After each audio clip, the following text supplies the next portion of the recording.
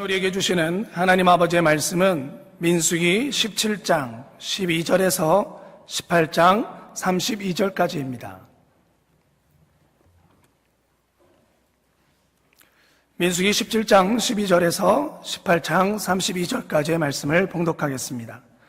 이스라엘 자손이 모세에게 말하여 가로되 보소서 우리는 죽게 되었나이다. 망하게 되었나이다. 다 망하게 되었나이다. 가까이 나아가는 자 곧 여호와의 성막에 가까이 나아가는 자마다 다 죽사오니 우리가 다 망하여야 하리이까. 여호와께서 아론에게 이르시되 너와 내 아들들과 내 종족은 성소에 대한 죄를 함께 담당할 것이요 너와 내 아들들은 너희가 그 제사장 직분에 대한 죄를 함께 담당할 것이니라. 너는 내 형제 레위 지파 곧 내 조상의 지파를 데려다가 너와 합동시켜 너를 섬기게 하고 너와 내 아들들은 증거의 장막 앞에 있을 것이니라. 레위인은 내 직무와 장작의 모든 직무를 지키려니와 성소의 기구와 단에는 가까이 못하리니 두렵건대 그들과 너희가 죽을까 하노라. 레위인은 너와 합동하여 장막의 모든 일과 회막의 직무를 지킬 것이요 외인은 너희에게 가까이 못할 것이니라. 이와 같이 너희는 성소의 직무와 단의 직무를 지키라. 그리하면 여호와의 진노가 다시는 이스라엘 자손에게 미치지 아니하리라. 보라, 내가 이스라엘 자손 중에서 너희 형제 레위인을 취하여 내게 돌리고 너희에게 선물로 주어 회막의 일을 하게 하였나니 너와 내 아들들은 단과 장안의 모든 일에 대하여 제사장의 직분을 지켜 섬기라. 내가 제사장의 직분을 너희에게 선물로 주었은즉 거기 가까이 하는 외인은 죽이울지니라. 여호와께서 또 아론에게 이르시되 보라, 내가 내 거제물 곧 이스라엘 자손의 거룩한 깨한 모든 예물을 너로 주관하게 하고 내가 기름 부음을 받았음을 인하여 그것을 너와 내 아들들에게 영영한 음식으로 주노라. 지성물 중에 불사르지 않은 것은 내 것이라. 그들이 내게 드리는 모든 예물의 모든 소제와 속죄제와 속건제물은 다 지극히 거룩한즉 너와 내 아들들에게 돌리리니 지극히 거룩하게 여김으로 먹으라. 이는 내게 성물인즉 남자들이 다 먹을지니라. 내게 돌릴 것이 이것이니 곧 이스라엘 자손에 드리는 거제물과 모든 요제물이라.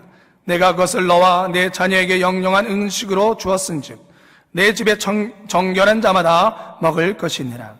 그들이 여호와께 드리는 첫 소산 곧 제일 좋은 기름과 제일 좋은 포도주와 곡식을 내게 주었은즉 그들이 여호와께 드리는 그 땅 처음 익은 모든 열매는 내 것이니 내 집에 정결한 자마다 먹을 것이라. 이스라엘 중에서 특별히 드린 모든 것은 내 것이 되리라. 여호와께 드리는 모든 생물에 처음 나는 것은 사람이나 짐승이나 다 내 것이로되 사람의 처음 난 것은 반드시 대속할 것이요 부정한 짐승의 처음 난 것도 대속할 것이며 그 사람을 속할 때에는 난지 1개월 이후에 내가 정한 대로 성소의 세겔을 따라 은 5세겔로 속하라. 한 세겔은 20계란이라. 오직 소의 처음 난 것이나 양의 처음 난 것이나 염소의 처음 난 것은 속하지 말지니 그것들은 거룩한즉 그 피는 단에 뿌리고 그 기름은 불살라 여호와께 향기로운 화제로 드릴 것이며 그 고기는 내게 돌릴지니 흔든 가슴과 우편 넓적 다리와 같이 내게 돌릴 것이니라. 이스라엘 자손이 여호와께 거제로 드리는 모든 성물은 내가 영영한 음식으로 너와 내 자녀에게 주노니 이는 여호와 앞에 너와 내 후손에게 변하지 않는 소금 언약이니라. 여호와께서 또 아론에게 이르시되 너는 이스라엘 자손의 땅에 기업도 없겠고 그들 중에 아무 분깃도 없을 것이나 나는 이스라엘 자손 중에서 내 분깃이요 내 기업이니라. 내가 이스라엘의 11조를 레위 자손에게 기업으로 다 주어서 그들의 하는 일 곧 회막에서 하는 일을 갚나니 이후로는 이스라엘 자손이 회막에 가까이 말 것이라. 죄를 당하여 죽을까 하노라. 오직 레위인은 회막에서 봉사하며 자기들의 죄를 담당할 것이요 이스라엘 자손 중에는 기업이 없을 것이니 이는 너희의 대대의 영원한 율례라. 이스라엘 자손이 여호와께 거제로 드리는 11조를 레위인에게 기업으로 준 거로 내가 그들에 대하여 말하기를 이스라엘 자손 중에 기업이 없을 것이라 하였노라. 여호와께서 모세에게 일러 가라사대 너는 레위인에게 고하여 그에게 이르라. 내가 이스라엘 자손에게 취하여 너희에게 기업으로 준 11조를 너희가 그들에게서 취할 때에 그 11조의 11조를 거제로 여호와께 드릴 것이라. 내가 너희의 거제물을 타작마당에서 받드는 곡물과 포도즙들에서 받드는 집같이 여기리니 너희는 이스라엘 자손에게서 받는 모든 것의 11조 중에서 여호와께 거제로 드리고 여호와께 드린 그 거제물은 제사장 아론에게 돌리되 너희의 받은 모든 예물 중에서 너희는 그 아름다운 것 곧 거룩하게 한 부분을 취하여 여호와께 거제로 드릴지니라. 이러므로 너는 그들에게 이르라.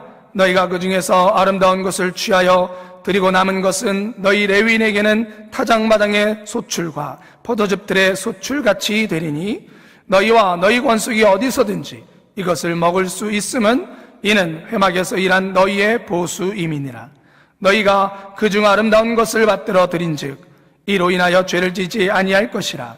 너희는 이스라엘 자손의 성물을 더럽히지 말라. 그리하면 죽지 아니하리라. 아멘. 오늘 우리가 민수기 17장 말씀을 읽습니다. 이 말씀이 우리와 상관없는 것 같지만 그래도 하나님의 말씀으로 우리에게 주어졌어요.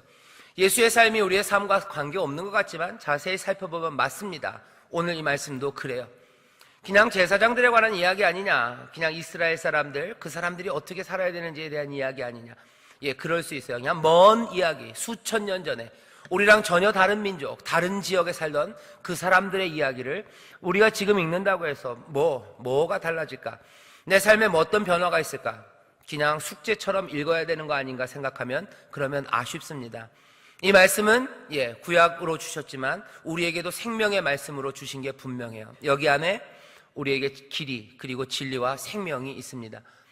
모든 것들을 다 담지는 않았을 거예요. 하지만 우리에게 정말로 생명이 되고 길이 되고 우리를 빛 가운데로 인도하는 말씀이 있어요. 어떻게 우리가 살아갈 수 있을지, 또 도대체 이 말씀 가운데 하나님의 은혜가 어떻게 우리를 찾아오시는지 이 말씀을 함께 묵상하고자 합니다. 본문이 꽤 길어서 다시 읽기는 어려워요. 하지만 17장 마지막에 있었던 12절, 13절, 그죠? 17장 12절, 13절만 제가 읽겠습니다. 이스라엘 자손이 모세에게 말하여 가로되 보소서 우리는 죽게 되었나이다. 망하게 되었나이다. 다 망하게 되었나이다. 가까이 나가는 자, 곧 여호와의 성막에 가까이 나가는 자마다 다 죽사오니 우리가 다 망하여야 하리이까. 여기 7장 12절에서 13절 이 말이 왜 나왔는지 여러분들 아실 겁니다. 16장서부터 반역이 있었죠. 고라 그리고 다단, 아비람, 여러분들 생각나시죠? 이 사람들이 반역을 했어요. 고라는 레위 지파 중에서도 고핫 자손입니다. 고핫 자손이면 제사장과 함께 여호와의 그 성물들을 다루는 사람들이에요. 그 거룩한 것들을 들고 옮기는 사람들이 고핫 자손이었는데요. 아마 그 고핫 자손에서 가장 똘똘하고 그리고 아마 장래가 촉망되는 사람이 고라였던 것 같아요. 이 고라가 보니까 왜 우리는 여기서 이걸 하고 있고 아론은 저 폼나는 제사장의 일을, 아론의 아들들은 제사장의 일을 할까? 우리도 그 일을 하는 거 거기에 별 문제가 있겠냐 하며 반역하기 시작했어요. 하나님의 말씀을 가볍게 여기는 거죠. 그리고 제사장직을 가졌다는 게 도대체 어떤 의미인지 모르는 겁니다. 아론이 잘나서 그거 된 거 아니죠. 아론은 부족한 사람이에요. 얼마나 부족합니까? 시내산에서 그 금송아지를 만들었던 사람이 아론이에요. 거기에 대해서 모세가 책망하니까 바로 회개하고 바로 용서를 구하면 그래도 남자답고 멋지긴 할 텐데 거기에 대해서 거짓말했던 사람입니다. 거짓말도 제대로 못해요. 머리가 좀 좋으면 제대로 거짓말할 텐데 아론은 보면 머리가 좀 나쁜 것 같아요. 뭐라고 거짓말을 해요? 내가 그 금귀고리 사람들이 다 가져와서 금부치 가져와가지고 내가 그 금을 불에다 던졌더니 금송아지가 쑥 나왔대요. 애들도 그렇게 거짓말은 안 하죠, 그죠? 뭘 좀 묘하게 거짓말해야 되는데 아론은 그런 사람입니다. 그리고 거기에 잘못을 제대로 받아들이지 못한 사람이에요. 인격적으로도 그렇게 훌륭하지 못하고 거짓말도 제대로 잘 못하는 것 같고 그렇다고 해서 심지가 굳어서 모세가 얘기했던 것들을 지키고 백성들의 마음을 꽉 붙잡을 수 있었던 그런 사람도 아닙니다. 그럼에도 불구하고 하나님은 아론을 제사장 삼으셨어요. 고라가 좀 오해한 것 같아요. 아론 네가 뭐가 잘나서? 맞아요. 잘나서 제사장 된 거 아닙니다.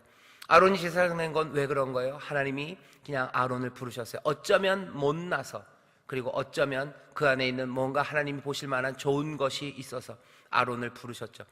하나님의 이 부르심, 은혜, 하나님의 이 판단에 대해서 고라는 인정하지 않는 거예요. 잘못 생각한 거죠. 지금 고라는 누구만 보는 거예요? 아론과 아론의 아들들만 봐요. 아론과 아론의 자녀들 보니 뭐 별것 없죠. 니나 나나 비슷한 것 같죠. 그렇기 때문에 반역의 마음을 먹습니다. 고라는 뭘 잘못한 거예요? 그 뒤에 역사하시고 부르시고 주관하시는 하나님의 손길, 그것들을 이해하지 못하고 거기에 대해서 존중하지 않습니다. 르우벤 지파였던 다단과 아비람도 마찬가지죠. 르우벤 지파, 우리가 야곱, 우리 할아버지 야곱의 첫 번째 아들이었던 르우벤, 우리가 장자인데, 우리가 야곱의 첫 번째 부인이에요. 레아예요. 레아의 우리의 장자인데, 혈육으로 보면 레아의 아들, 첫 아들이었던 르우벤이 장자가 되는 게 맞습니다. 창세기에 보면은요, 그 마물의 상수리 나무 아래, 그 막벨라 굴에 아브라함이 장사를 지내죠. 거기 아브라함, 지난주에 배우셨죠? 거기 아브라함이, 그리고 또 누가요? 사라가, 이삭이, 리브가가, 그리고 야곱이, 그리고 또 누가요? 레아가. 라헬이 아닙니다. 거기 그 무덤에는 야곱이 사랑했던 라헬이 거기 묻히지 않았어요. 라헬은 뭐 좀 아쉽고 슬프게도 길가에 묻히죠. 레아가 거기 묻힙니다. 레아가 묻히고, 레아의 큰아들 장손 큰아들 르우벤이에요. 르우벤 지파의 아들 다단과 아비람이 반역하는 거예요. 따지고 보면 우리가 이 이스라엘의 대장인데, 우리가 장손인데 니들이 뭐라고 우리 앞에서 그렇게 설치내는 거죠. 또 뭘 못 본 거예요?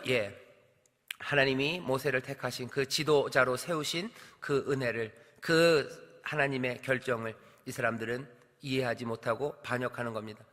결과는 어떻게 됐어요? 땅이 몽땅 다 삼켜버렸어요. 땅이 삼켜버렸어요. 지진이 나고 땅이 흔들리고 땅이 입을 벌려서 이 고핫과 그리고 다단 그리고 아비람의 모든 자손들, 식솔들, 그 가축들, 재산들 다 땅이 삼키죠. 그 일에 동조했던 이스라엘 지파의 250명의 사람들, 그 향로에서 불이 나와서 다 죽었어요. 그 일을 이스라엘이 봅니다. 그리고 또 뭐예요? 그러고도 안 돼요. 그러니 또 하나님이 연병을 내리셔서 14,700명을 하나님이 죽이시죠. 이게 뭐 남들 이야기가 아닙니다. 자기들의 형제들, 자기들의 친척들, 친구들, 이웃들, 자기의 부모, 자기의 자녀가 이렇게 죽어간 것을 이스라엘이 봐요. 그런데도 이 사람들은 그렇게 뭐 쉽게 돌아서지 않습니다.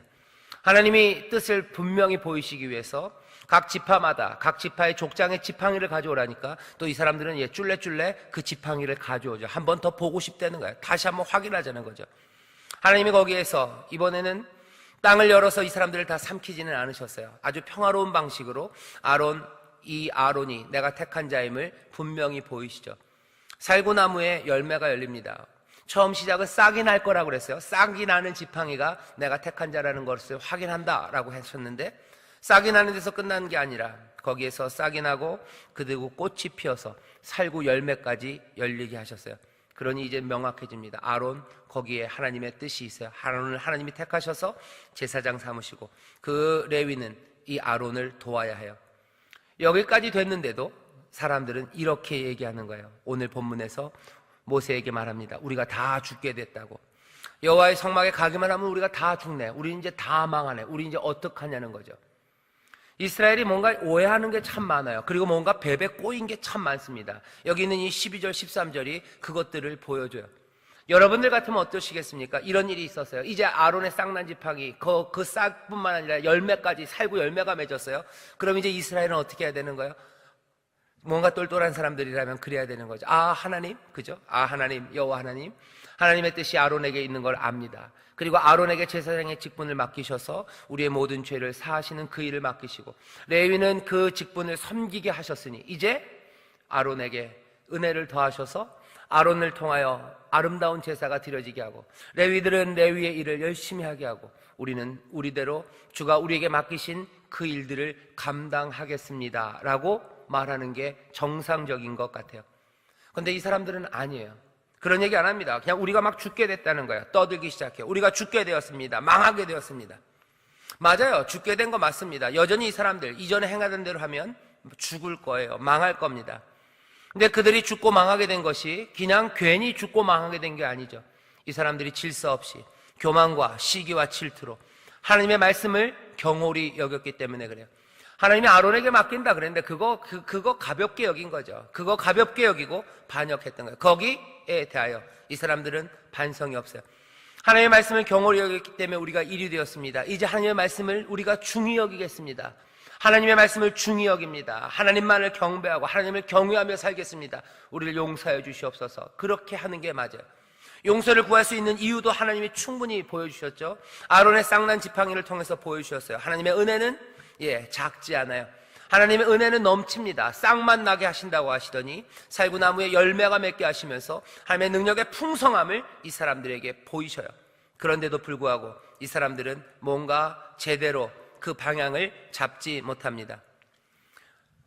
앞에 있는 16장, 17장에 걸쳐서 하나님이 보이신 건 하나님은 두려움과 떨림으로 경외해야 되는 분임을 보이셔요. 그리고 동시에 하나님은 은혜가 충만한 분임을 보이셔요.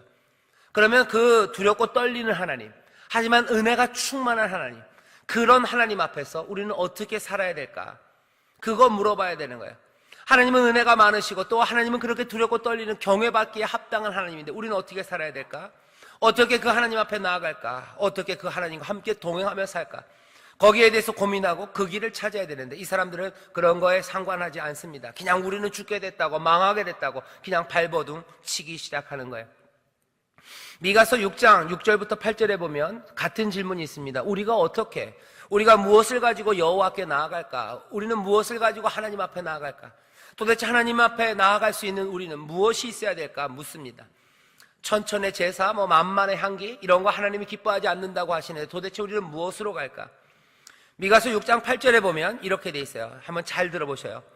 사람아, 주께서 선한 것이 무엇임을 네게 보이셨나니 여호와께서 네게 구하시는 것이 오직 공의를 행하며 인자를 사랑하며 겸손히 네 하나님과 행하는 것이 아니냐. 여호와께서 우리에게 구하시는 게 있어요. 우리가 하나님 앞에 나아갈 때 우리가 가지고 오기를 생각하고 구하시는 것, 찾아보시는 게 있어요.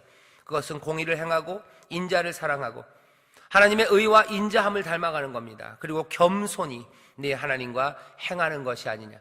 겸손히 행해야 돼요. 왜? 주는 두려우신 분이기 때문에요. 방자하게 행하면 안 됩니다. 경솔하게 행하면 안 됩니다. 오만하게 행하면 안 됩니다. 하나님의 말씀을 경홀히 여기면 안 돼요. 겸손하게. 그리고는 어떻게 해요? 하나님의 은혜가 충만하시기 때문에 그 하나님과 함께 행할 수 있어요. 하나님의 은혜가 충만하기 때문에 그 은혜를 닮아 인자와 공의로 하나님과 함께 행할 수 있어요. 어떻게 살아갑니까? 미가의 답이 있어요. 그죠? 두려운 하나님, 하지만 은혜가 넘치는 하나님이 어떻게 삽니까?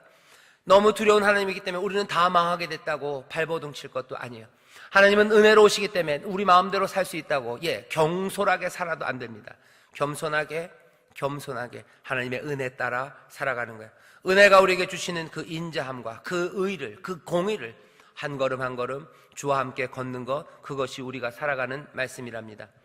그런데 미가서 6장 8절에 보면요, 우리가 한번 쉽게 간과하고 지나쳐 버릴 수 있는 말씀이 하나 있는데요, 6장 8절에는 앞에 시작이 이렇게 되어 있어요. 사람아, 주께서 선한 것, 정말 좋은 것, 정말로 우리의 삶이 풍성하게 되는 생명의 길을 어떻게 해요? 그것이 무엇임을 네게 보이셨나니, 그렇게 되어 있어요. 네게 보이셨다 그래요. 너에게 이미 말했다는 거예요. 너에게 알려줬다. 생명의 길이 너희 앞에 있다. 너희가 이미 들었다. 그러니까 들은 대로, 그리고 보이신 대로 그대로 여호와를 앞에 겸손하게 공의와 그리고 은혜에 따라 인자로 살아가라라고 얘기하시죠. 이것을 보이셨답니다.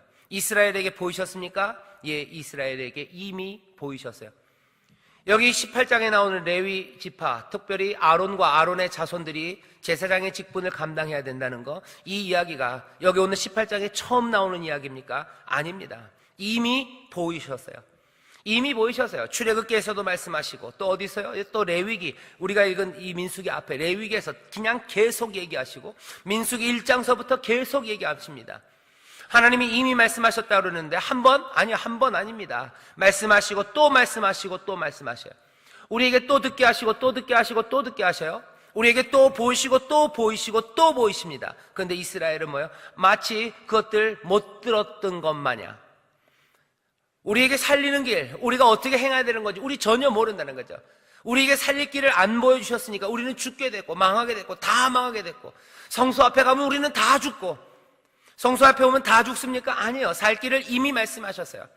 제사장이 하는 거다, 이렇게 하는 거다, 이렇게 하는 거다, 이것이 내가 너희들에게 구하는 것이고 이것이 생명의 길이다, 다 말씀하셨습니다. 그런데 이스라엘은 지금 뭐라요? 우린 다 죽게 됐고 다 망하게 됐고 우리는 망할 거고 우리는 망할 거고 우리가 하나님 앞과 어떻게 사냐고. 지금 여기서 이상한 사람들이에요. 이상한 사람들이에요. 이스라엘 어떻게 이걸 이해해야 됩니까? 이스라엘은 어쩌면 정말로 이 사람들의 말을 그대로 액면 그대로 순수하게 받아들이면요, 이 사람들은 누구예요? 기억 상실증에 가까운 사람들이에요. 거의 하나님의 말씀을 기억하지 못합니다. 하나님이 보이신 것 깡그리 잊어버리는 사람들이에요. 순수하게 좋게 받아들이면 기억 상실증에, 나쁘게 받아들이면 뭐예요? 이 사람들은 여전히 반감으로 그것들을 애써 지워버리는 사람이에요. 그게 싫은 거예요. 하나님 말씀하셨지만 싫어요. 아론에게 그거 맡기는 거 싫어요. 나도 했으면 좋겠어요. 레위 자손만 그렇게 하는 거 싫어요. 나도 그렇게 했으면 좋겠어요. 하나님은 이렇게 하는, 아니 싫어요. 너희들에게 이 동산에 있는 모든 것들을 다 먹어라. 하지만 요거 하나만 먹지 말아라. 그것도 싫어요. 배가 고파서도 아니에요. 먹을 건 많습니다. 만난 건 많습니다. 그 동산 안에 있는 그 나무, 선악을 알게 하는 그 나무 맛이 뭔지는 모르겠어요. 하지만 그것 말고도 우리의 오감을 채워주고 넘치게 할 만한 것들, 하나님이 동산 가득히 채워놓으셨어요. 그런데도 그건 싫어요. 먹지 말라는 말이 기억 안 났나? 아니요, 그렇지 않을 겁니다. 분명히 기억납니다. 애매하게 기억났을까? 아닐 겁니다. 뱀이 꼬였기 때문에 속아놓으면 아닙니다. 그 사람들 안에 어쩌면 여전히 반감이 있는 거예요. 이스라엘은 여전히 그렇습니다. 여기에 대해서 하나님이 이제는 더 이상 땅을 열지는 않으셔요. 땅을 열어서 그 사람들 삼키지는 않으셔요. 이제는 다시 한번 또 진득하게 하나님께서는 이 사람들에게 무엇을 원하시는지, 이렇게 하면 살 거라고, 너희들 죽지 않고 사는 길이 뭔지에 대해서 18장에 다시 말씀하십니다. 다시 말씀하셔요. 여러분들도 자녀들에게 그런 적 많죠? 자꾸 얘기하면 어떻게 돼? 신경질 나시죠? 그죠? 좀 알아듣지, 그죠? 먹지 말라고 그랬으면 좀 먹지 말지. 꼭 자꾸 그거 먹는다 그러고, 가지 말라면 좀 가지 말지. 계속 한대요. 그럼 어떡합니까? 터질 때도 있어요. 하지만 여러분들 어느 때는 평안이 임하면서 은혜로 다시 말하실 때 있어요. 하나님이 여기 지금 다시 말하십니다. 하나님은 계속해서 말씀하셔요. 히브리서 1장에 보면 그렇게 돼 있어요. 하나님께서 우리에게 생명의 길을 알리시려고 진리를, 그 복된 말씀을 얘기하시고 또 얘기하시고 또 얘기하신대요. 이 모양으로 얘기하시고 저 모양으로 얘기하셔요. 모세를 통해서 율법으로 말씀하시고 선지자 하나씩 그 선한 사람들을 보내서 말씀하셔요. 그래도 듣지 않아요. 마지막에는 누가? 그 아들이 와서 말씀합니다. 어떤 사람들은 그 말도 듣지 않고 그 아들을 죽여요. 그러면은 하나님이 물으시죠. 비유에서, 예수님의 비유에서 말씀합니다. 그러면 그 농장의 주인은 어찌 해야겠냐라고 물어요. 그 포도밭의 주인은 그 아들도 죽인 그 종들을 어찌 해야 되냐? 사람들이 대답하죠. 그 종들을 다 잡아다가 죽여야죠. 그래 하고 끝나는 거예요. 그래라는 말이 그래요. 좀 하나님이 죽이실까? 하나님은 또 은혜로 기다리실까? 우리는 답을 조금 알아요. 하나님은 은혜로 여전히 조금 더 기다리십니다. 하나님은 조금 더 기다리셔요. 그러면 그 기다림은 끝까지 갈 겁니까? 그렇진 않습니다. 우리의 생각보다 훨씬 더 많이 기다리실 거예요. 은혜가 풍성하기 때문에. 하지만 사람들의 대답처럼 그 기다림은 영원하지 않아요. 분명히 끝나는 시간이 있습니다.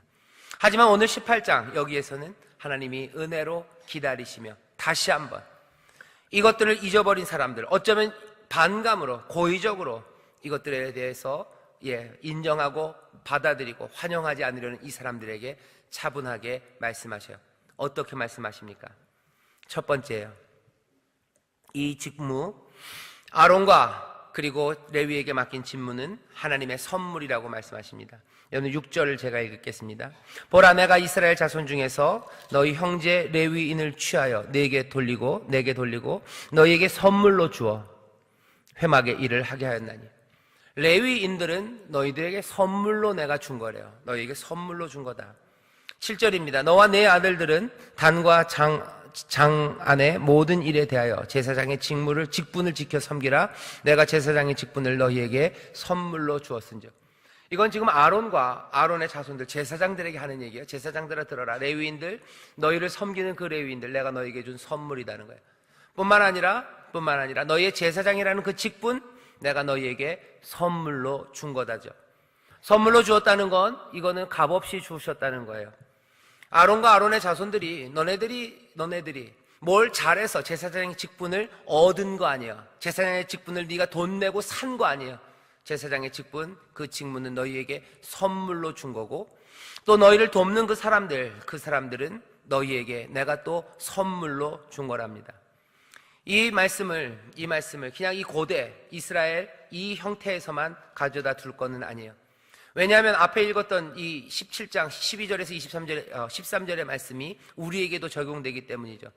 하나님의 말씀대로 살지 않고요, 그 말씀에 귀 기울이지 않는 사람들, 어찌 하나님과 함께 살까, 어찌 하나님을 예배하며 살까 하는 사람들에게 대한 대답입니다. 여기 누가 있어요? 선물들이 있어요. 직분을 선물로 받은 사람이 있어요. 그리고 서로가 서로에게 선물이 되는 사람이 있어요. 제사장의 직분은 선물로 받은 겁니다. 여러분들도 베드로전서에 보면, 여기서는 아니지만 구약에는 모두가 아니에요. 하지만 이제 신약이 되면서 우리에게는 하나님이 직분을 주셨어요. 아론을 부르신 것처럼 그 위엄과 영광이 가득한 직분, 너희들은 왕같은 제사장이라고 우리를 부르셨어요. 여러분들이 왕같은 제사장이 된 건 뭐예요? 여러분들이 하나님이 주신 선물입니다. 그 직분은 선물이에요.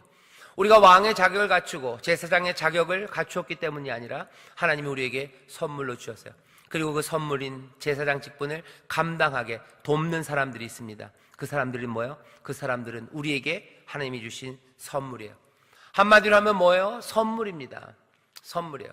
특별히 우리의 직분이라는 거 선물이에요. 질문은 이거였죠. 우리가 하나님과 함께 어떻게 살까? 하나님의 거룩함 앞에서 어떻게 살까?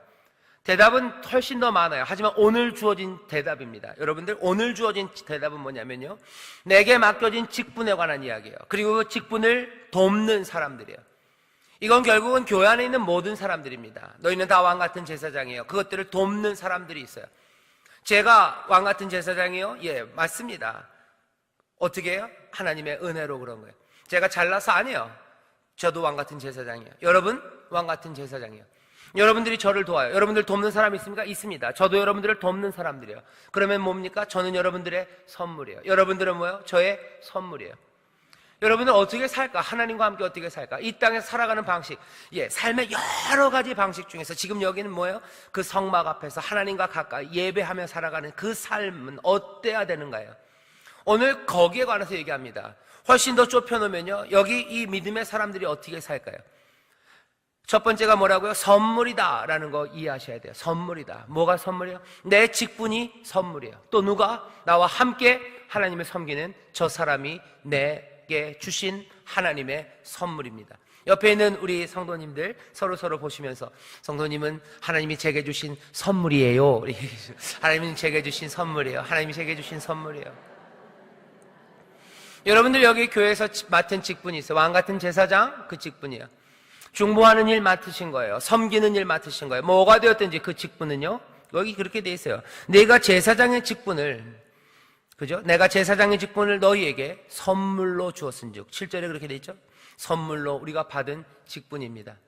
교회를 섬기는 거, 제사장의 직분, 왕 같은 제사장의 직분 감당하는 거예요. 여기 우리 여성교회 집사님들 저기 뒤에 그 오렌지색 예쁜 색깔 옷을 입고 앉아 계셔요.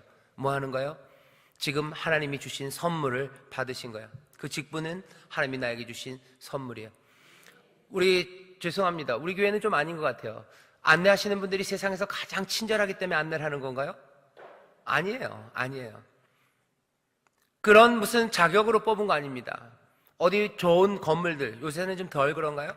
큰 건물들 가면 앞에서 안내하는 사람들이 있어요. 안내하는 남자분들도 보면요, 키들이 다 커요. 저만큼 조그만 사람은 거기 없어요. 다 180쯤 되고 어깨도 딱 부러지고, 그죠? 게다가 얼굴들도 잘생기고, 그리고 게다가 젊어요. 젊고 잘생기고 든든한 사람들, 그 사람들이 앞에서 안내합니다.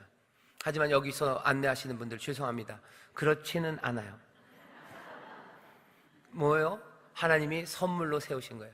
여자분들 무슨 키 165에 몸무게 몇 킬로 이상에 주름이 없어야 되고, 아니에요. 하나님이 우리에게 선물로 주신 거예요. 앞에서 구역장, 말씀을 전하는 전하, 제가 무슨 자격이 있어서, 아니요. 그렇지 않아요. 내가 서 있는 직분, 뭐예요? 하나님이 우리에게 선물로 주셨어요. 내게 선물로 주신 것이고, 더 놀라운 거는 우리를 돕는 그 모든 사람들은 하나님이 우리에게 주신 선물입니다. 그렇다면 교회 안의 모든 직분자들, 이 사람들은요, 교회라는 이 공동체를 위해서 그저 이 하나님의 나라와 이 백성들을 위해서 주신 선물입니다. 내 직분, 내가 선물이고요. 그리고 뭐요? 여러분들 동료들, 옆에 있는 그분들이 선물이에요. 내가 하나님의 은혜고 옆에 있는 이 사람이 하나님의 은혜입니다. 은혜, 선물은 다른 거 아니에요. 은혜예요. 그죠? 하나님의 은혜, 하나님의 긍휼하심, 하나님의 인자하심이 우리 가운데 충만해요. 왜? 나에게 주신 이 직분이 하나님의 은혜고, 여기 나 혼자 있는 게 아니라 우리가 함께 있습니다. 이건 뭐에 대한 증거예요? 하나님의 은혜의 증거예요. 아론의 쌍난 지팡이에 살구 열매가 맺혀질 때 사람들은 와, 하나님의 은혜가, 하나님의 부으시는 풍성함이 여기 있구나라고 얘기해요. 하지만 우리가 여기 서로 하나님의 선물로 있는 것들을 보면서는 그렇게 즐거워하고 놀라지 않아요. 하지만 이건 놀랄 일입니다. 왜요? 쌍난 지팡이에 있는 살구나무 열매보다 인생들이 훨씬 더 아름답고 복됩니다. 여기 뭐가? 살구나무 열매만 맺려 있어요? 아니에요. 여기 복된 삶들이, 그거보다 훨씬 더 값진 생명의 열매들이 여기 지금 맺혀져 있는 줄 믿습니다. 하나님의 은혜와 능력이 우리와 함께 하시는 줄 믿습니다. 우리 옆에 있는 성도님들 손을 꼭 잡으시고요, 하나님 우리를 사랑하십니다. 하나님의 은혜가 우리와 함께 하십니다. 하나님의 은혜와 능력, 그 선물이요, 어디 다른 데서 있을 거라고 생각하지 마세요. 오늘 여기 세 번째, 네 번째 등 사이에서 뭐가 구멍이 탁 열리고 거기서 살구나무 열매가 쏙 내려오고 그러면 여러분들 대단하실 것 같아요. 그래봐야 살구입니다. 그래봐야 어쩌면 개살구입니다. 그거보다 훨씬 아름답고 훨씬 더 복되고 훨씬 더 충만한 게 여기에 있어요. 내가 하나님의 은혜고 당신이 하나님의 은혜예요. 여기 하나님의 은혜가 넘치는 줄 믿습니다. 하나님의 은혜, 그 선물들은요, 책임져야 돼요. 1절에 보면, 18장 1절에 보면 이렇게 돼 있죠. 여호와께서 아론에게 이르시되 너와 네 아들들과 네 종족은 성소에 대한 죄를 함께 담당할 것이요, 너와 네 아들들은 또 너희가 그 제사장 직분에 대한 죄를 함께 담당할 것이니라. 선물로 직분을 받은 사람들, 우리는요, 그냥 선물로 너무 즐거워하지 마세요. 아까 얘기하셨어요. 하나님은 은혜가 충만하시고 또 두렵고 떨리는 경외함을 받으실 분이라 그랬어요. 우리에게 주신 선물이 우리의 삶입니다. 그렇다면 우리의 삶은 책임 그리고 사명이 있는 삶이에요. 여러분들, 은혜로 우리에게 생명이 있어요. 내가 은혜예요. 그러면 뭐예요? 나는 사명이 있는 사람이에요.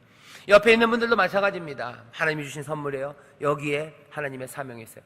하나님의 은혜가 선물이 내 옆에 있다고 해서 너무 즐거워하지 마세요. 내가 이 사람들을 향하여 대한 책임 그리고 이 사람들을 향한 사명이 있습니다. 하나님의 위엄이, 그 영광과 은혜가 함께 공존하고 있어요. 내가 하나님의 은혜고 내 직분이 하나님의 선물로 나에게 주어졌다면 나는 거기에 대한 책임이 중합니다. 왕같은 제사장으로서 어떤 책임이 있습니까? 왕같은 제사장 어떤 책임이에요? 왕은 무슨 책임이에요? 통치하는 책임이에요. 잘 다스려야 돼요. 여러분들 잘 다스리십시오.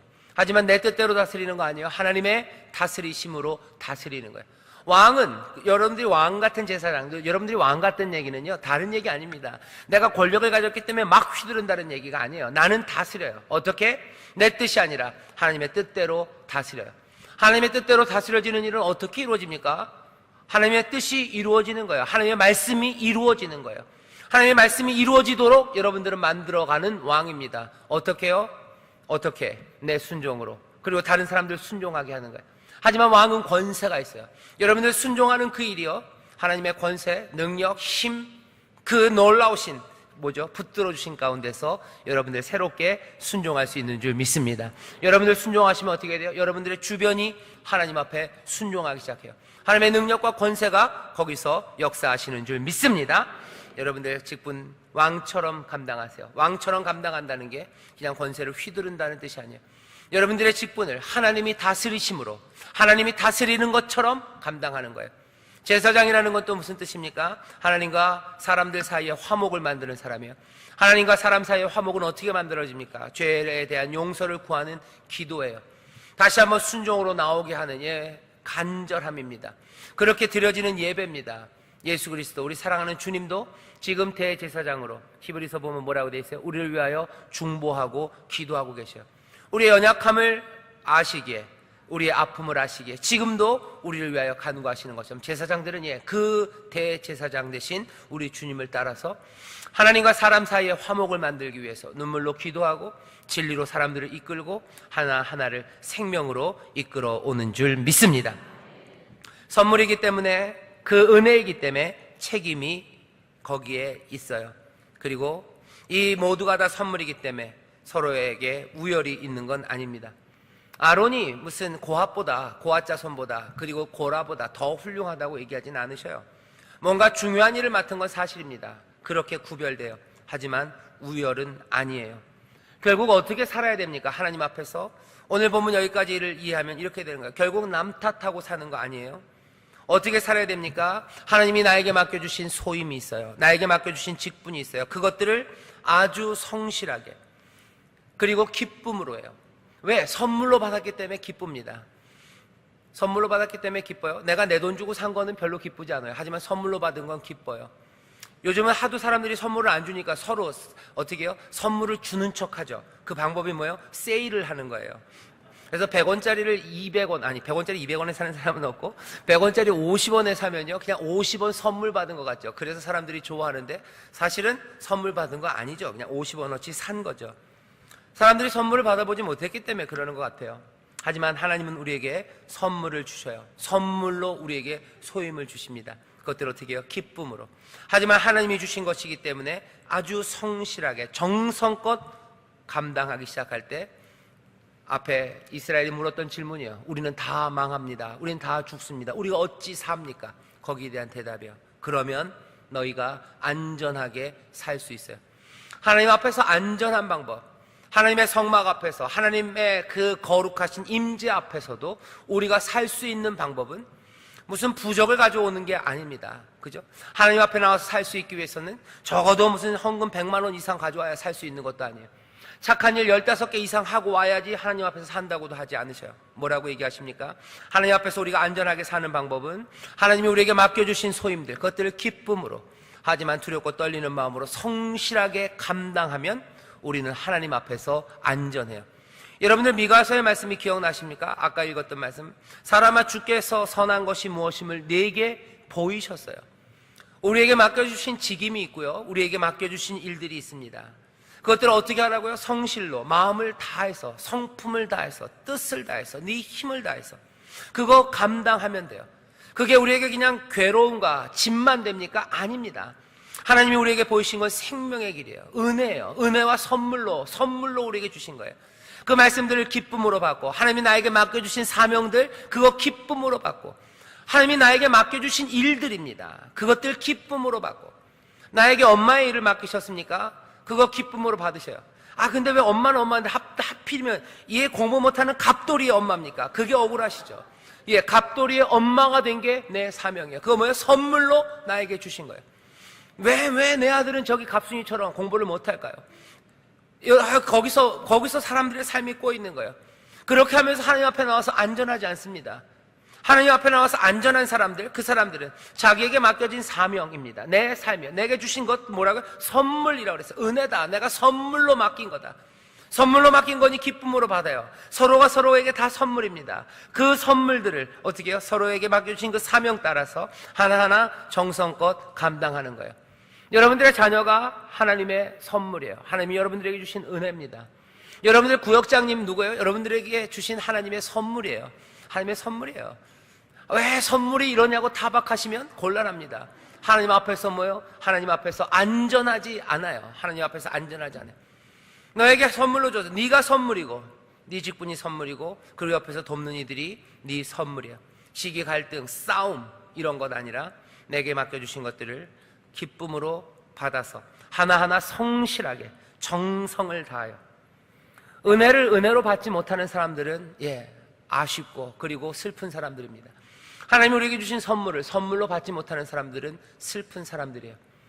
그런 사람들은 뭐라고 얘기할 수밖에 없어요? 이 이스라엘 자손처럼 우리가 다 죽게 되었다고, 망하게 됐다고. 이게 뭐냐고 사람들이 그러죠. 요즘 TV 선전에도 나와요. 뭐 이번 생은 긁는 것 같아, 뭐 이런 거예요. 그죠?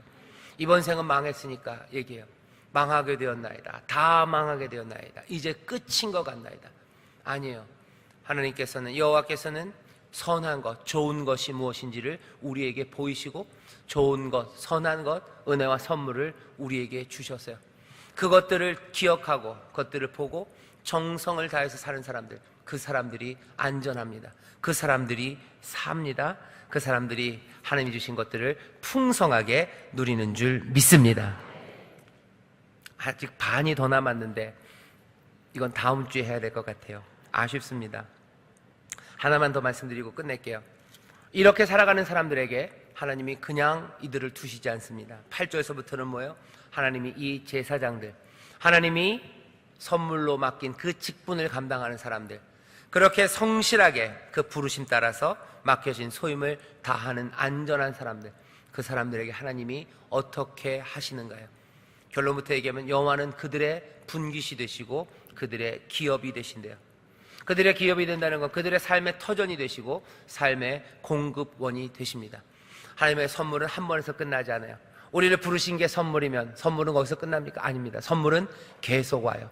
은혜는 한 번으로 끝납니까? 아닙니다. 은혜는 계속해서 와요. 하나님의 도우심은 한 번으로? 아닙니다. 계속해서 그 도우심이 와요. 하나님의 채우심은 한 번으로? 아닙니다. 계속해서 옵니다. 다음 8절부터 있는 말씀은 그런 말씀이에요. 제사장 그들에게 하나님이 주시는 선물들, 또 주시는 선물들, 그들의 분깃이 되시고 그들의 기업이 되셔서 그 일을 감당하신대요. 놀라운 건 이걸 뭐예요? 하나님이 약속하셔요. 약속하셔요. 보통은 돈을 받는 사람들이 약속해요. 그죠? 근데 여기는 거꾸로예요. 은혜를 주려는 사람이 약속합니다.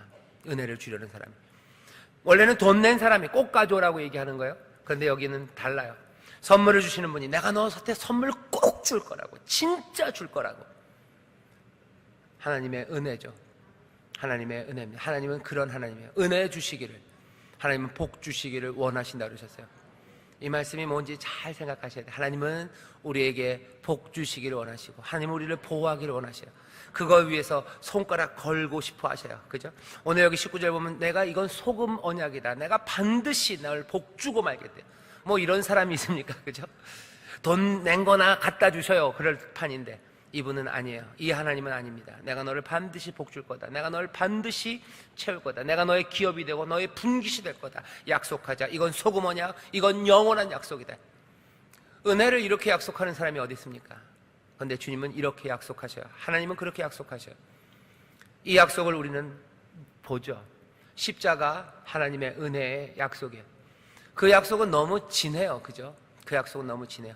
자기의 아들을, 독생자를 내어주시면서 약속하시는 거예요. 언약은 그렇게 피로 맺어요. 우리가 매 성찬마다 언약의 피를 마신대요. 그 피는 무슨 피입니까? 하나님의 약속의 피예요. 어떤 약속이에요?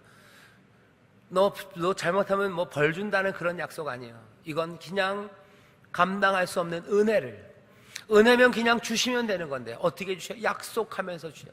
약속도 그냥 약속 아니라 피를 흘리는 약속. 피도 짐승의 피가 아니라, 수양의 피가 아니라 어린 양, 그 독생자, 그 피를 흘리며 우리에게 약속하셔요.